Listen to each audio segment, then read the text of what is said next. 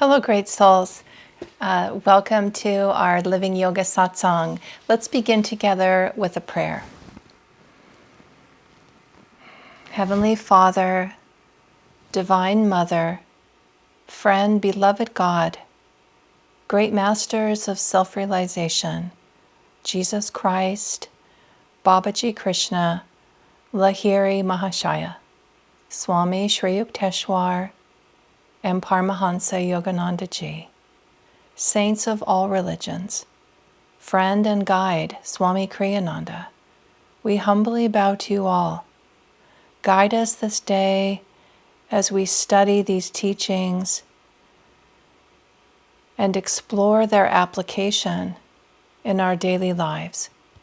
Help us to awaken to our own divine potential and to be a clear channel of this divine light and this divine blessing in the world. Om, peace. Amen.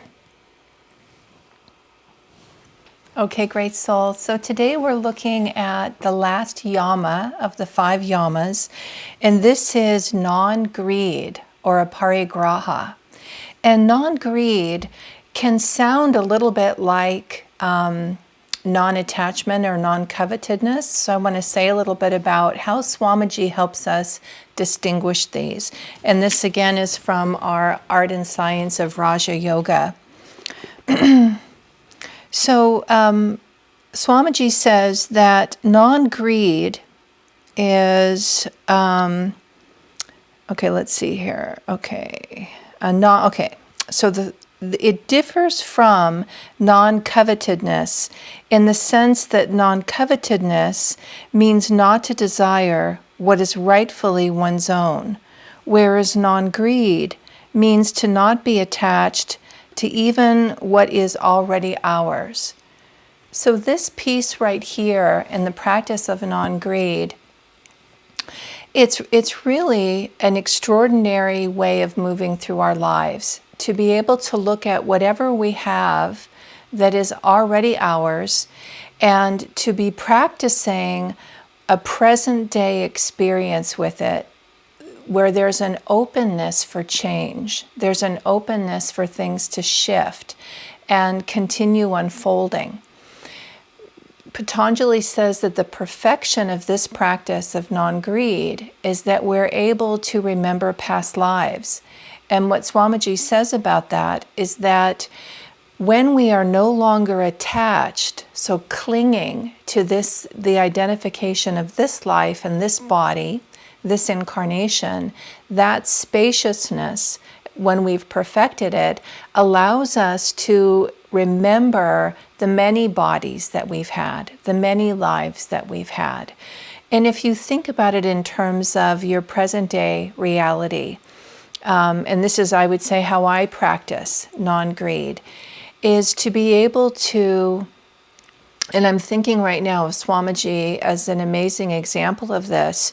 So let me tell a little story. You might have heard already. Asha talks about this. And when she was his secretary, and so she would come and work with him every day. And it was known, I mean, that was her role, that she'd come in the afternoon to meet with him, bring him his mail, and there, various duties in that role. And something she noticed that was always surprising to her is that he always seemed surprised to see her and delighted to see her, So, she noticed it. And one day she said, "Sir, it seems like you're surprised to see me. And yet that's our agreement, that I'll come every day.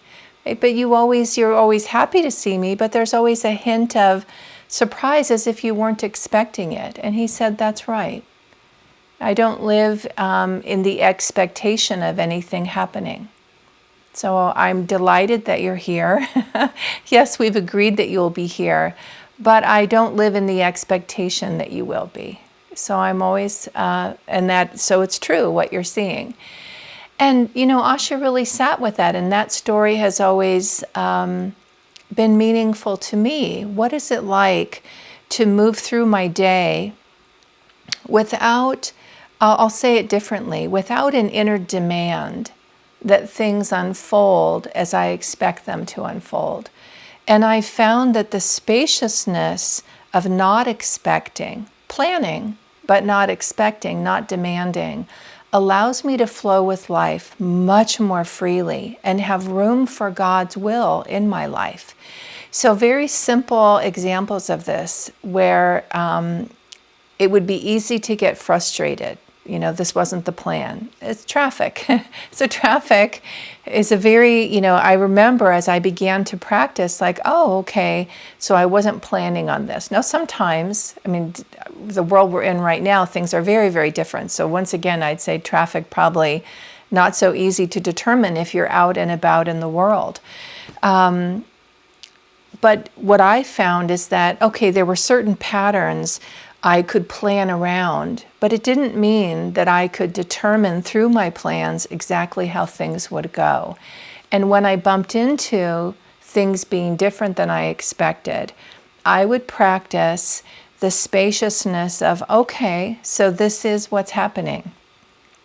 It's what's happening. I didn't hear anything about traffic. There was nothing to tell me this was going to be here, but here it is. And how can I bring God into this? God's already here, really. How can I bring my consciousness of God's presence in this so that I can flow with it?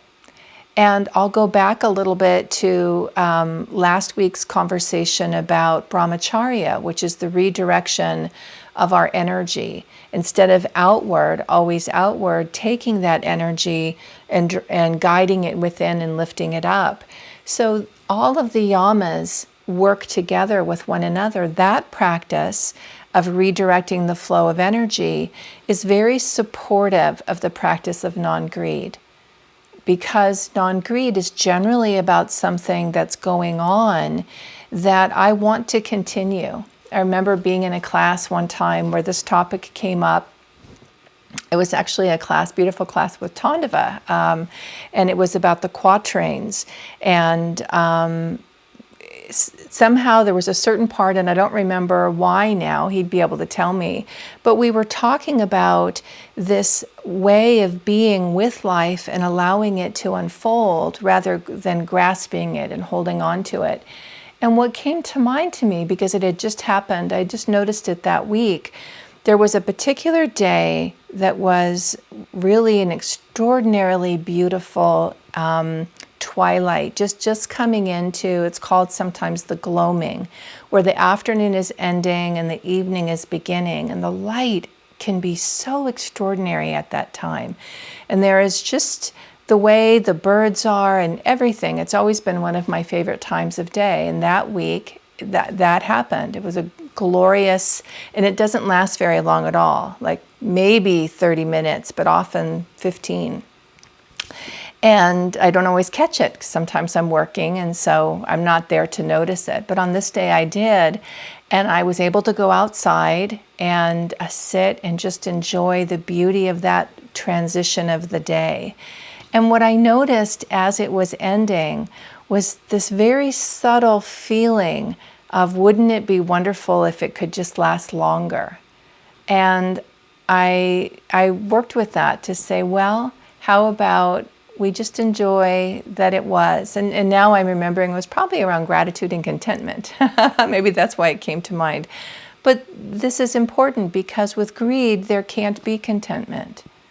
Right? Greed is, instead of appreciation, instead of this is wonderful and I'm celebrating and enjoying what is, I'm working against the flow of it by trying to make it be longer.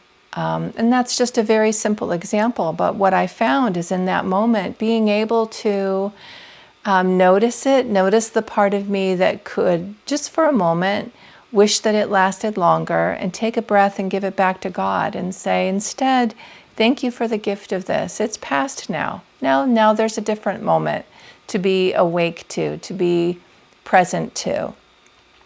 And part of why I found it very helpful to practice all of this is the joy that it cultivates in my life and expands in my life, right? The greed would block. And that's part of why we practice these yamas and niyamas.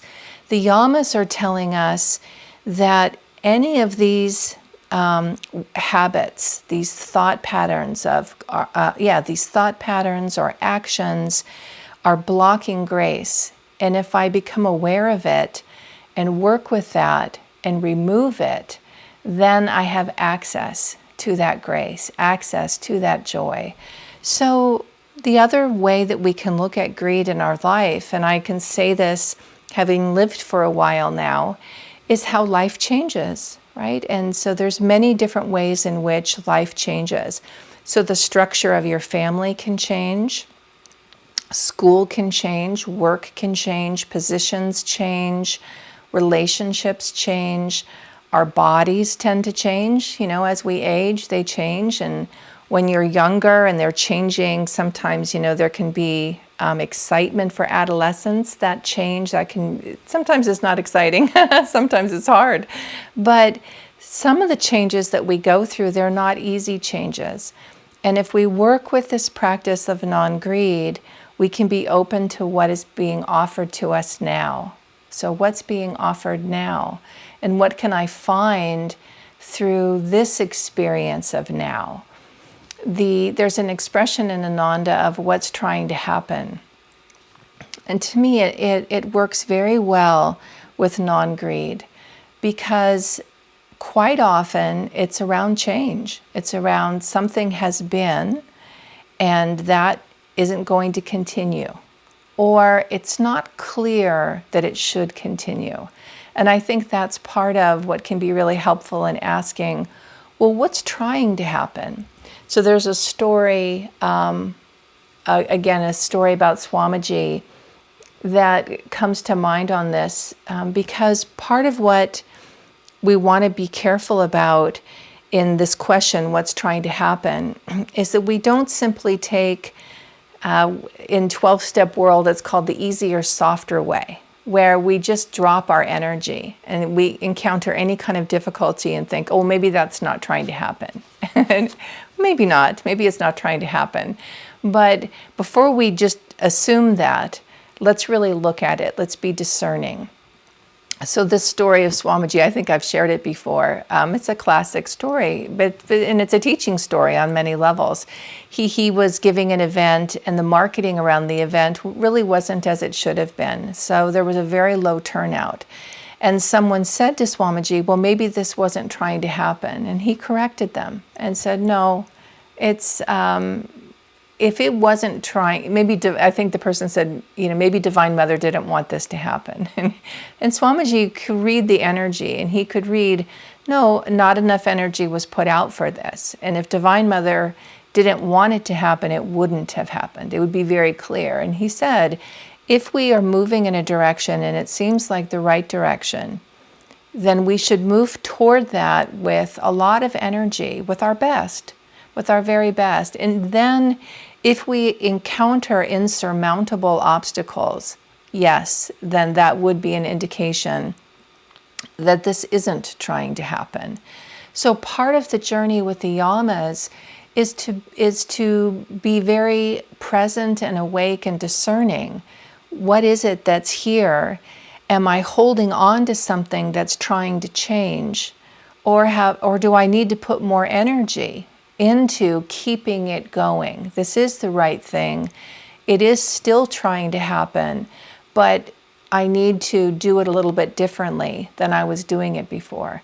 And those are not obvious answers. So I like how this can show up very much so when I'm giving a class or talking about a topic. I'm attentive to it because it's in my consciousness and I'm reflecting on it and listening for what I might say about it that could be helpful. And not surprisingly, there are often things in my own daily life that say, non-greed, I'm glad I'm thinking about that, or I've been reflecting on that. So right now we're heading into fall. And at the Sangha, there are a lot of changes, figuring out what are we doing, yeah, things are shifting, right? Things are shifting. So figuring out who is doing what, are there going to be changes? And with my classes, part of it, looking at that, where getting someone new to film for me. And anyway, in the process of all that, there are some changes. And I was looking at, I was noticing within myself a feeling of, first, how can make some changes, but then how can we keep things going in exactly the same way? And then encountering yesterday, we had a training, and I could see, right? The team is saying like, okay, I think this is what we'll do. I think this is what's going to make sense.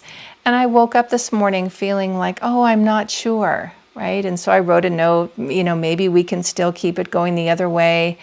Basically, just in case you're wondering about it, it's versus live stream versus Facebook, straight to Facebook. And many people are watching on Facebook. And so anyway, that's the decision. And that really seems like it is the right decision. And I just noticed with myself, it's been lovely to have Livestream be part of what the classes are part of. It's been lovely, but it's not working right now going forward. It looks like it's probably just won't work doing it that way. So the recordings will go to Facebook instead. And I'm sharing that because of the moment in my sadhana, and this is where I'm grateful for sadhana, where I can offer it to God. I can take that feeling and that certain sense of, where the energy's dropping a little bit, and give that to God to say, show me the way. Show me, help me stay uplifted in my consciousness. And what I sensed is that the drop in energy could very easily be connected to holding on to something rather than releasing it and letting it be its next incarnation, right? So that was an incarnation. That's how things went for a time. And now there's a new incarnation being presented. And even that's not fixed. It's just, okay, let's give this a try and see what happens. It's a small thing, but so often the Yamas and Niyamas, all of the teachings, I feel like the way that we perfect them is in the small things. It is the moment-to-moment encounter with our life and looking at energy flow. So this was, for me, I was noticing a heaviness, right? It's just like, a certain drop of energy. And then what's the answer? Is it put out more energy? Which was part of what I was suggesting. I could put out more energy. Would that be a good solution if I put out more energy? And what I felt, I would say about an hour later, I had suggested it the day before. The team's like, I don't think so. I think it's an awful lot of energy to put out and not necessary. And so I thought, well, maybe I'll offer again to put out more energy. And then an hour later, I was glad that I suggested it, just because I needed to explore energetically if it's the right thing. And then I could sit with, why don't you just let it go and see how that goes? And there was something in it. I felt good that I was willing to put out more energy, and I got clarity from that. And so this is what I'm wanting to say is, when you're discerning about non-greed, be careful of the temptation to give up on things. That's not the practice of non-greed, right? That's not it. So to care about what is, to be attentive to it, to be a good steward of what is in your life, be a good steward of your body, be a good steward of your home, be a good steward of your relationships, be committed energetically to what is in your world, and committed in a way that allows room to navigate change when it's happening. And to be attentive to, okay, do I need to put out more energy? Or is this something to release?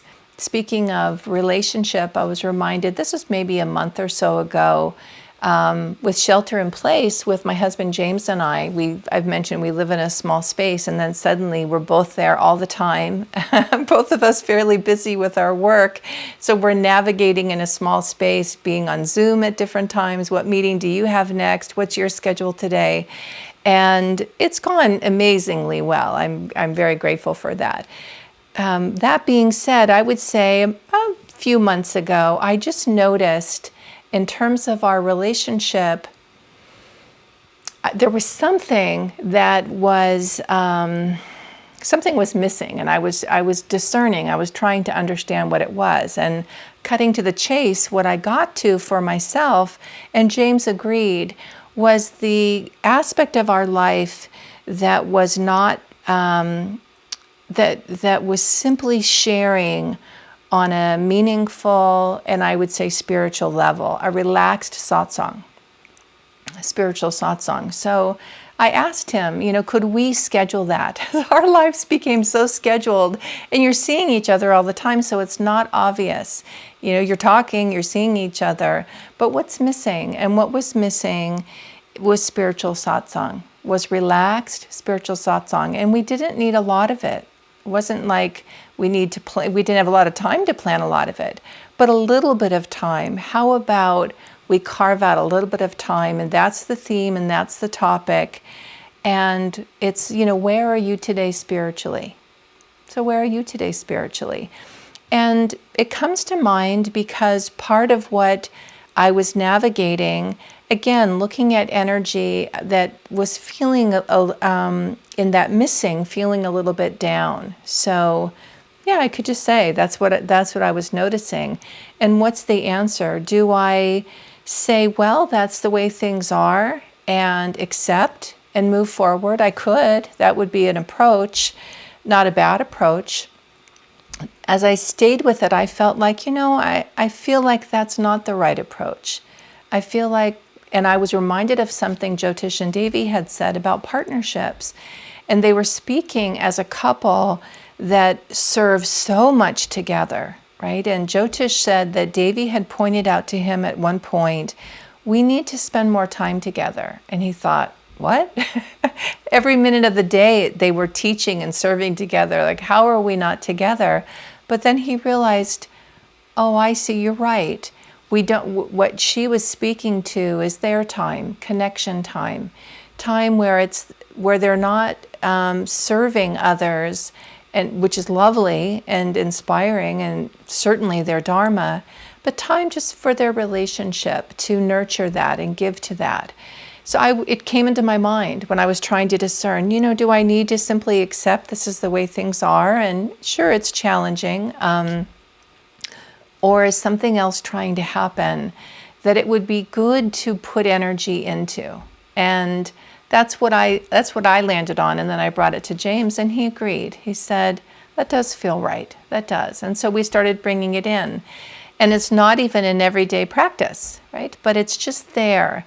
And when I notice I'm missing you feeling, it's like, could we have spiritual satsang? Could we plan some spiritual satsang? And it's really lovely. It's like, wow, why wouldn't we want to be doing this? In the past, I think it happened more naturally. Before shelter in place, I think it just happened. But when shelter in place happened and everything became so incredibly scheduled for he and I, it dropped away. It just was a little piece that dropped away. And so part of just part of how we work with these principles, these practices, these teachings, and it's very unique. And we have the opportunity, and this is what I've observed, when you make it a tool for your life. So I guess what I would say, offering for you to practice this yama of non-greed, do you take a look at the landscape of your life and see if there's anything, and this could be recent, or it could be something that you've been holding on to. It's been, you've gotten the message, it's time to let go, but you've resisted it because you valued it. And it wasn't an easy thing to release. It's understandable. We hold on to things because we value them. They were meaningful. So looking at the landscape of your life, see if there are ways in which you can be a little more spacious around what is. And in that spaciousness, welcome in appreciation, gratitude enjoyment of that, with a welcoming of what's trying to happen. And if there's anything that you have found yourself dragging your feet on or pushing against, even feeling a sense of injustice about, this should continue, it should have kept going. You have to be discerning for yourself. Right? There's an expression you might be familiar with, choose your battles. So looking at, is this something to put more energy into, to revive it, right? Give it life again? Or is it something that it's time to release and see what else might happen, what else might come? I was reflecting recently on the practice of, in our spiritual life, the practice of welcoming the desert. And there are times in our life, often in transition, where what has been, especially if it's been a flourishing experience, reaches its end. And then the in-between time before the next flourishing of our life happens, there can be this middle space that feels empty. It can feel dry, and we can feel lost in it. We can feel like, I don't know where I'm going. And the first time that happened for me, I came upon the writings of Thomas Merton, a Catholic monk and mystic, and he was writing about spiritual desert. And he was saying that it's a valid part of our spiritual journey, this in-between time, and that it's more than a metaphor, the wandering in the desert, wandering for the promised land. That there is a time in our journey where we're asked to be in emptiness. We're asked to be in mystery. Our life is asking us to be in a place of unknown. And rather than grasp at what was or grasp at what could be, to keep the hands open, to keep the heart open, to come back to God in that place and ask for guidance, ask for support, ask for grace. I know that at that time that came to me when I was reading it, the image that came to my mind in the power of the desert, because I'm not one who's inclined toward the desert. I have friends who love the desert. It's never been my inclination. I'm more of the forest and bounty of rivers and waterfalls. But there I was in the desert. And in that, the image that came is what I've heard others talk about, this profound stillness and profound silence that allows us to hear on a much deeper level the whispers of our soul. It's there for us. And that is what happened for me as I began to get quiet.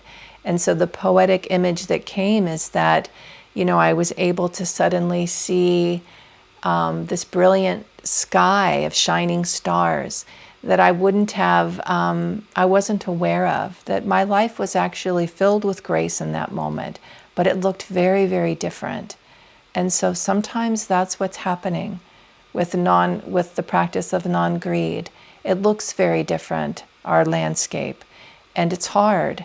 And so the question becomes, how can I open to the grace that is here and walk with that grace to see what the treasures are, to see what is being offered. So I offer that to you, dear souls, in this practice of non-greed. Wishing you a beautiful week. Wonderful to be with you again today. Many, many blessings to you.